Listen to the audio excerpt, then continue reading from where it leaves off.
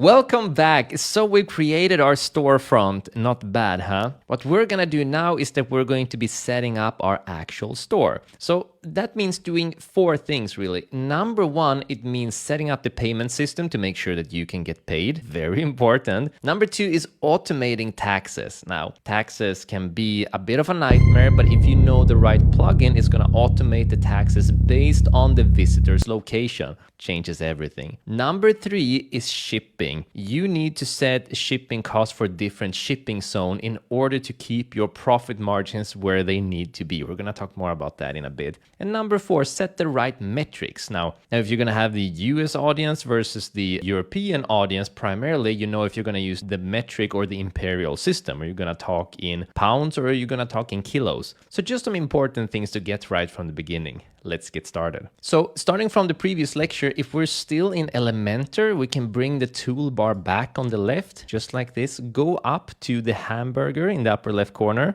click there and then go to exit. Make sure you've saved. Please make sure you've saved and then exit.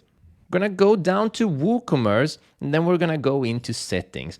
Now, WooCommerce is the name of the plugin that turns our website into an online store. So this is where all of the magic happens, and there's a lot of fun things we're gonna do. We're gonna start setting up our product and later on see how we can see our revenue, our visitors, all that good stuff. And it's all in WooCommerce, so it's very exciting. So the first thing we're gonna do is make sure that we're at general, and then we need to set up our store address. If you are gonna get paid, you need to have a physical address. So if you don't have a registered business address, don't worry about it. Use your private address, but just make sure that you do set up your address here. You need it for legal purposes. I'm gonna go ahead and do that. Once we've set it up, we don't need to worry about the enable tax rates and calculations. We're gonna get a plugin for that in a little bit. Going down, we have currency options. Now, you wanna put it into the same currency as the people you're planning to sell it to. So if you're in Europe, for example, and you're planning on selling your product to Europeans, it should probably be in euro. Now, if you are, for example, in the US, or if you're from Europe, doesn't matter where you are from,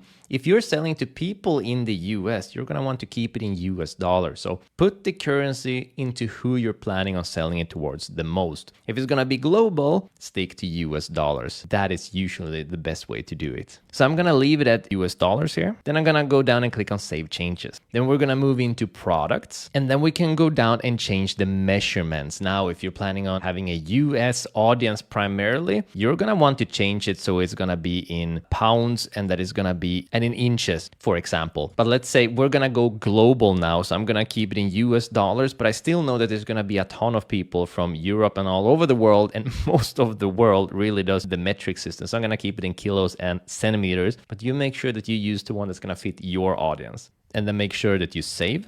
And now we're gonna skip shipping for now. We're gonna get a plugin and all that good stuff very soon. So we're gonna move over to payments. So what I recommend that you set up here is going to be the WooCommerce payments. And WooCommerce payments is so good, first of all, because it's native to the WooCommerce system. So it's very easy to set up. It's very pain-free and it's one of the cheaper options. But also because it allows your customers to use their bank card, like a Visa or MasterCard, Google Pay, Apple Pay, etc. It's really versatile. Most people are gonna use Apple or Google Pay or a card. If you want to add in something more, you can go in here, discover other, and add PayPal, for example. But for most of you, I really do think WooCommerce payments and allowing people to pay with card and Apple and Google Pay is going to be more than enough. So we're going to go to the right, click on install, and then we're going to click on finish setup. And then we're going to put in our email. Now, a good thing to know here, if you have a Stripe account from before, that's going to be the account you're going to want to use because WooCommerce works through Stripe. So if you have a Stripe account,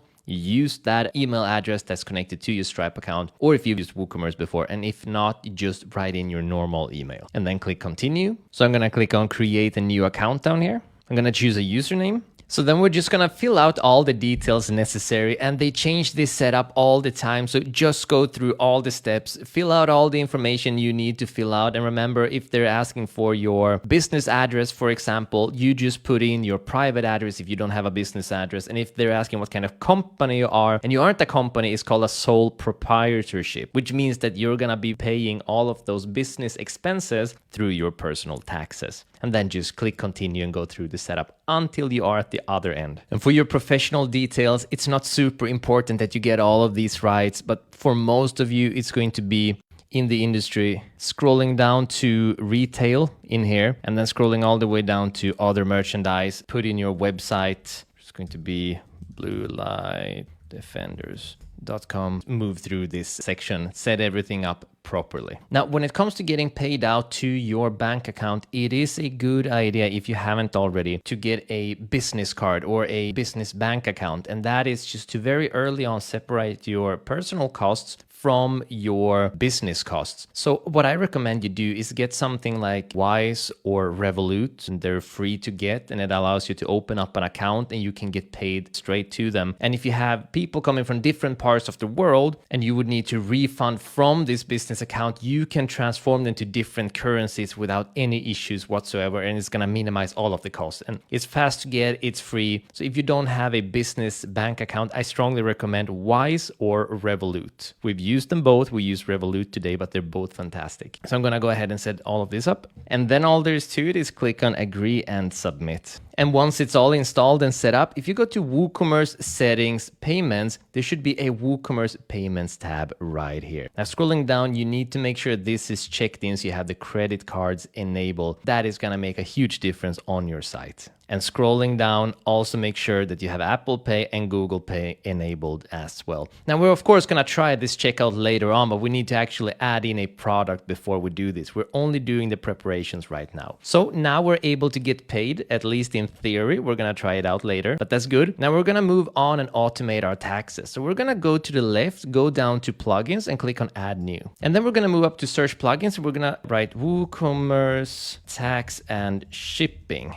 and hit enter. And then we're going to have this plugin, WooCommerce shipping and tax. Now, a lot of people clearly really hate this plugin, and we've used it for quite some time, and I'm quite sure why people dislike it so much. And that is because it's connected with a plugin called Jetpack. Now, Jetpack used to be a terrible plugin for many years. It's not today. It's actually really good today. It comes pre-installed with our starter kit, meaning we can just install this plugin right away without having to do anything extra. Other people who don't have Jetpack, they have to install Jetpack, set that up. It's just a big hassle and it pisses people off. We don't have that issue. And beyond that, this works flawlessly. So we don't need to mind this bad rating. For us, it's going to be no problems whatsoever. So I'm going to go up and click on install now, and then activate. And then scrolling down, we should find it down here, WooCommerce shipping and tax. That means we know it's installed. So now we're going to head back to WooCommerce and settings. And then we're just going to scroll down and click on enable tax rates and calculation. The one we skipped last, but now with the plugin is going to work properly. So meaning if you have people from the US, they're going to get applicable sales tax. And if you have people from Europe, you're going to get VAT added on there. Amazing. So then I'm going to go down and click on save changes. And finally, we are going to add in shipping. So I'm going to move over to shipping up here,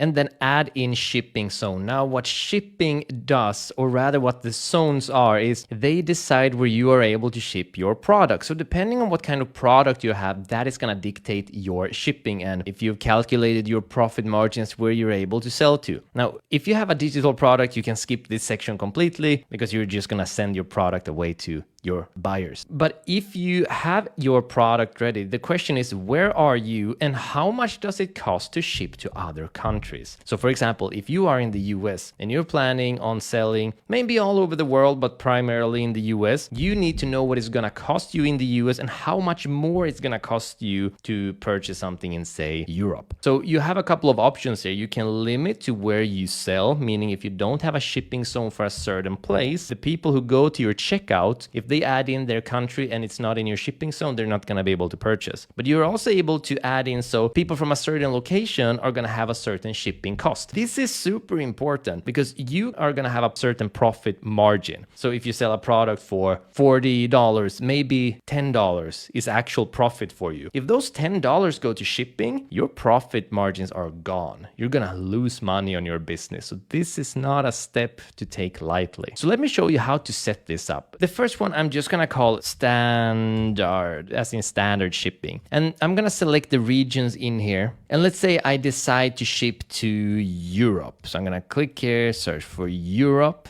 add it in. Now Europe is rather big, so that's a pretty tall order, but we're going to add it in for now.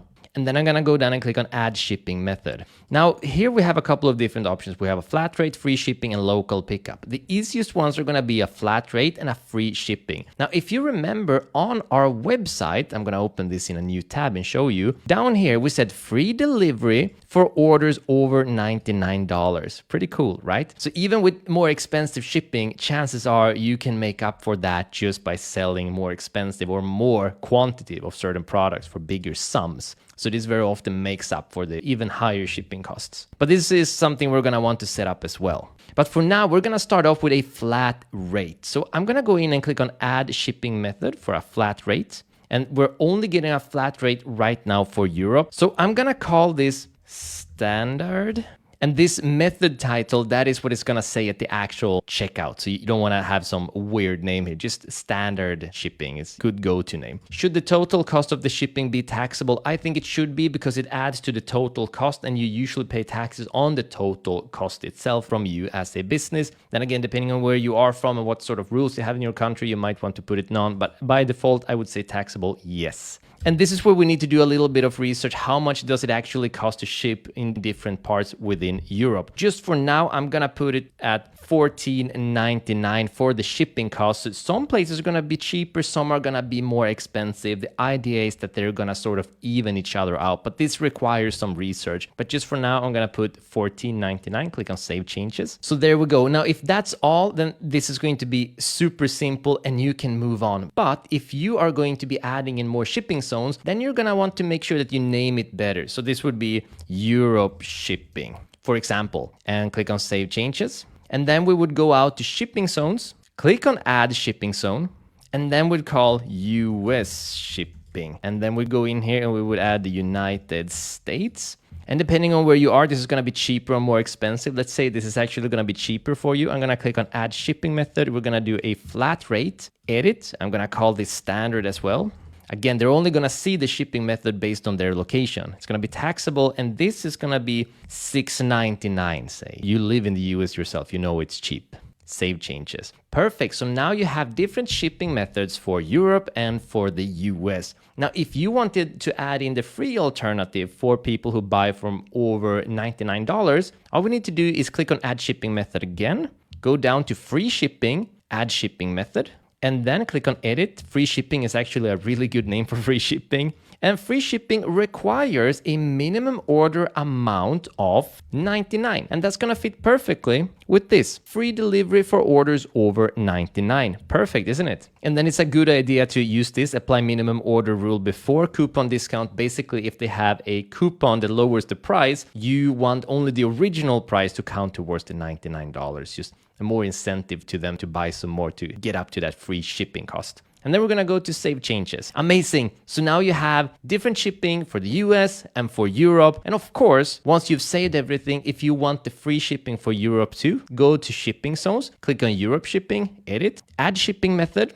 free shipping, add shipping method, edit, choose a minimum order amount, 99, minimum order rule, save changes. And that's it. Amazing. It isn't harder than that. So now when we've set up our store, at least the basics, so we can get paid, so we can get our taxes done, so we can do the shipping, and that we have the metrics values properly, it's time to actually move on to the next lecture and add in our product. Super important. See you in the next lecture.